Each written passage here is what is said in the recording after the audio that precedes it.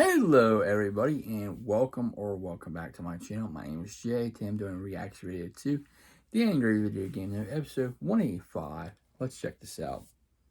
Here we go.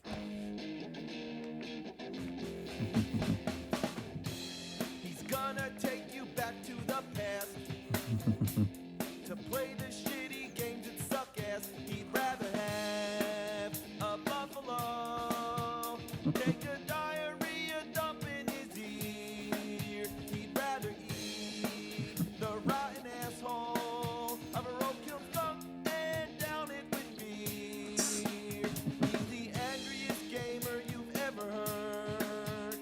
He's the angry Nintendo nerd. He's the angry Atari Sega nerd. He's the angry video game nerd. But first, a message from our sponsor. Listen up, maggots! You want a game that gives you an authentic World War II experience? Then you want Warpath!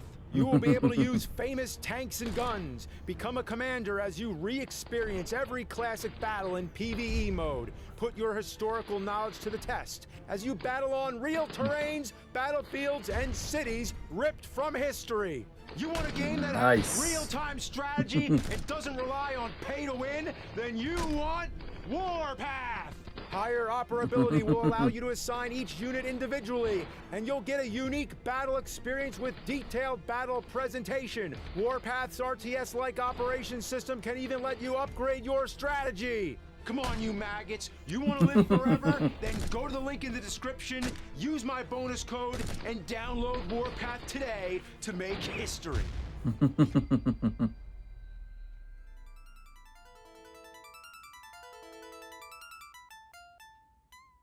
Oh yeah. Oh yeah, guess what? The Nintoaster's been fixed. Thank you very much. So now I can play those crappy games with toasty warmth goodness. And now it even has HDMI. So those 8-bit pixels are gonna look oh so good. It's better than sliced bread. And speaking of sliced bread, I got a loaf of shit for this very occasion. Let's see what kind of shitty games are in here. Oh boy. Legend of Kage. Like Johnny Cage? Or even better, Nicolas Cage. Yeah, running around screaming you're a vampire while collecting the alphabet, getting your face swarmed with bees, punching people in bear costumes, screaming Purple Rain at karaoke joints. But hang on now, relax. It's not Legend of Kage, it's Legend of Kage, or Shadow in Japanese. Okay. Thank you for already commenting on it. Before the internet, it was anyone's guess. Ninja Gaiden, Ninja Gaiden, Ryu, Gaio, Gyuli, Guili, Halsum, Dalsum, Zangief, Keen. Really?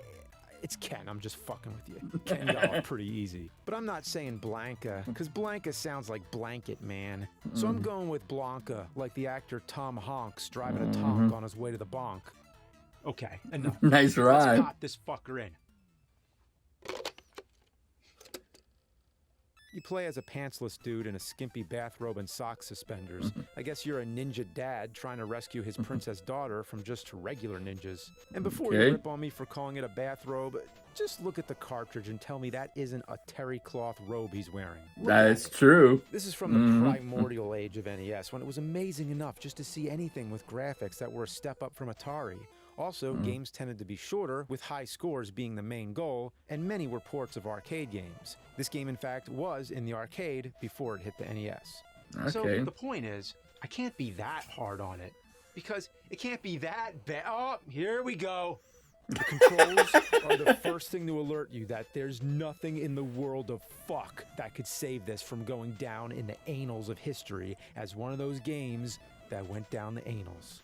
The jump button is up on the D-pad. Oh, no. Yeah, tournament fighters, I'm fine with that. But when you're playing a side-scrolling action game, you underestimate how many times your thumb accidentally slides across the up position. It wouldn't be that big a deal, but look how high he jumps.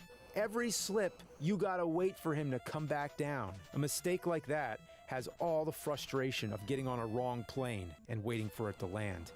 So I had to invent the Legend of Kage controller. Put a wad of gum over the up button. Oh, This guy should jeez. have a jumping contest with the dude from Fist of the North Star. Why do ninjas jump so high?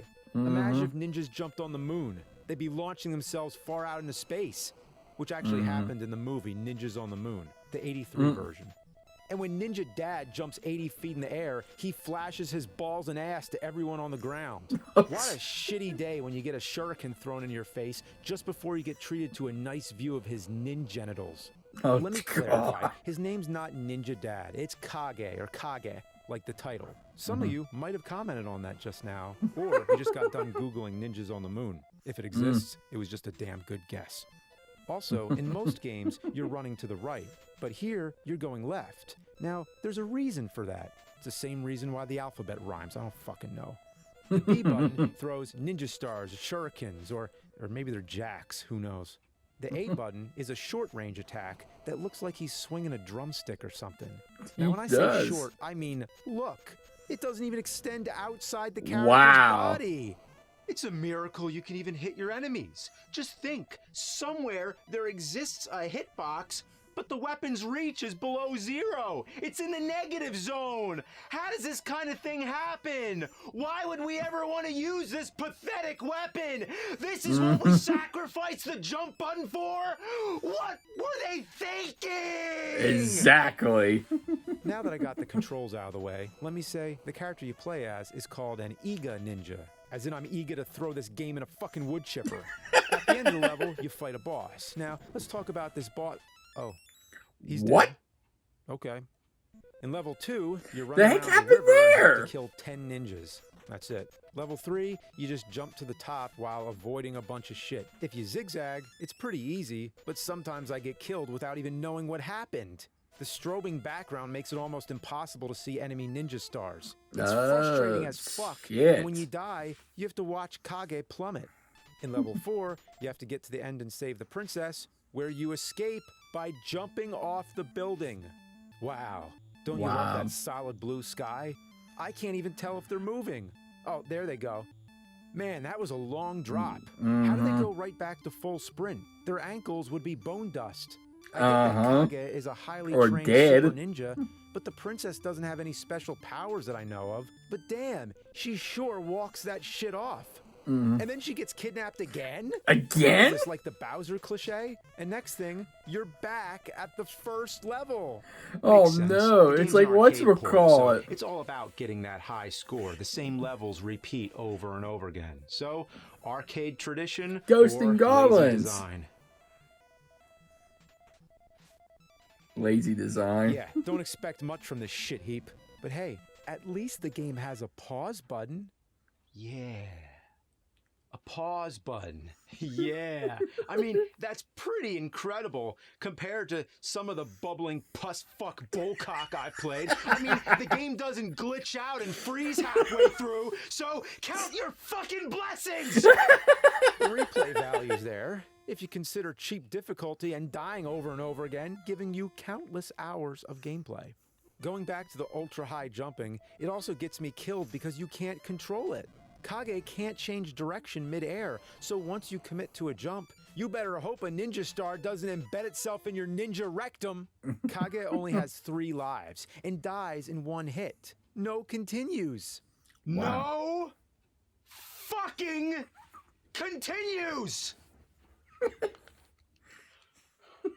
And there's nothing else wow. to get you through, so you'll be seeing a lot of this title screen. Sometimes I'll lose a life, only to immediately die after coming back. Ninjas can appear directly in front of you right after respawning, giving you a micro-dick second to respond. Ass! Wow. And enjoy the Brutal. fucking music. It's like listening to a chalkboard getting gangbanged by every nail in Home Depot.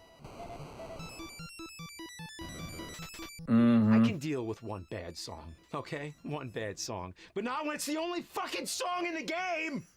On your way, Damn. Kage can collect power-ups. Some are pretty helpful, like these balls. Enemies will drop their balls that will give you an extra hit point, a new bathrobe color, and a bigger shuriken. When you collect 2 balls, your robe turns piss yellow and you actually run faster, Getting hit will change you back to the original red and make your ninja star puny no matter how many balls you have. Also, there's these weird guys that walk around in the sky. I have no clue who they are or what they are, and they all do different things. The ones that look like red Pac-Man ghosts will either give you an enhanced shuriken attack where they shoot in all directions, or it makes Kage turn into 2 Kages. You're also invincible for a limited time. Gray, dig-dug looking guys give you 10,000 points, because you really want that high score, right? I mean, who doesn't want to have the high score to a home version of an arcade game? Is that something you want to brag about? I mean, what are you going to say? Hey, ladies, you know I got the high score in Legend of Kage. It's at home on my NES. I've left it on just for you. You want to check it out? It's been on for days. I mean, weeks. Damn! Years. You know, I'm just I leaving think it on the there. system would be Somebody fried. cares and comes over and checks out my fucking goddamn high score in Legend of Kage on NES. Another pointless item you can grab is the hot dog, or scroll, whatever. They're real hard to see, and they pop up randomly. When you get it, Kage freezes and the screen flashes. All ninjas that come by spontaneously go stiff and fall over like Tennessee fainting goats. Have fun Googling that one. You can't move while it's happening. You just wait while this creepy fucking sound drones over you like a haunting siren. It's the perfect soundtrack to fainting goat ninjas landing on the ground. Whew, boy, Kage has some real horrifying hot dog farts.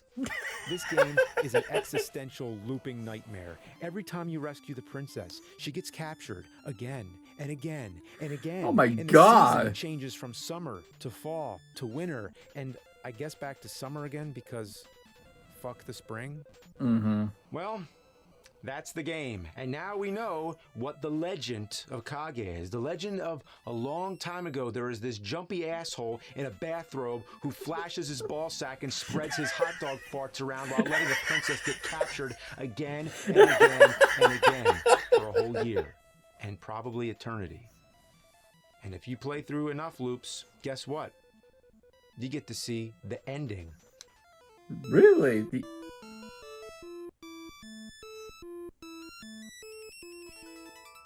Wow. Kage successfully saved Princess Kiri from the enemy. Okay, straight to the point. No need to embellish it. You know, hero saved the princess. That's all. Doesn't even deserve an exclamation mark. All the evils disappeared and the peace pervaded everywhere. Evils? As in multiple evils of different kinds? Well, maybe some enemies were in the evil of capturing the princess, while others were in the evil of taking shits in chimneys.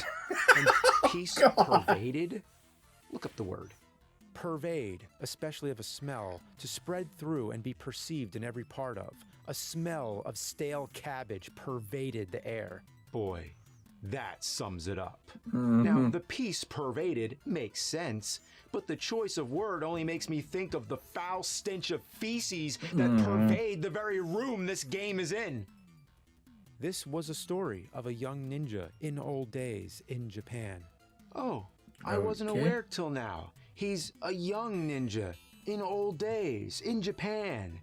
Sounds like the opening to a story, not the ending. Yeah. Might as well say, you successfully shit the turd of this ass game.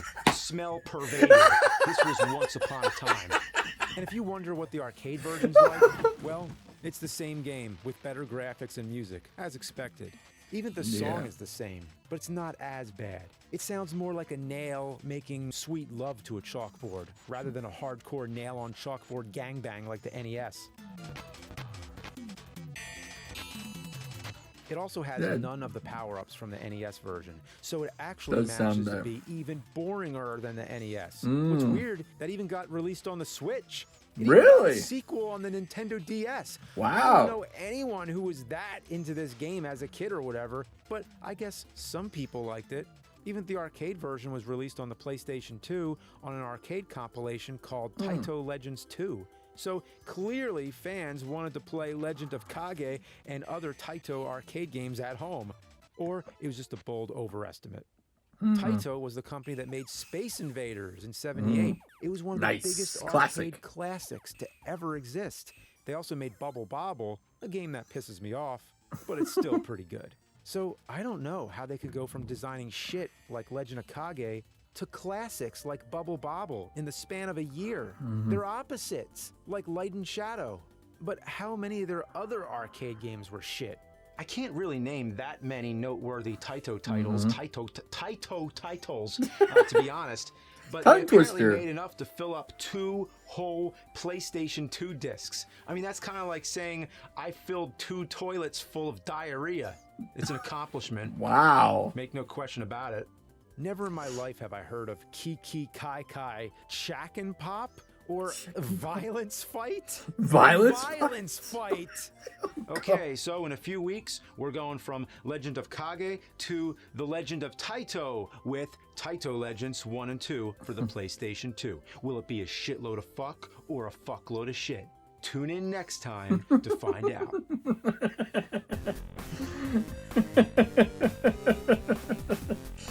I'm hitting the like on that one. It was good. And that was good and entertaining nonetheless. Nothing wrong with that. 185.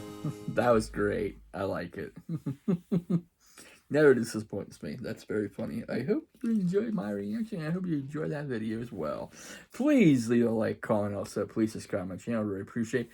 I thank all my subscribers for subscribing, liking, commenting, sharing, and viewing. Without you, I won't be doing it. So, thank you, everybody.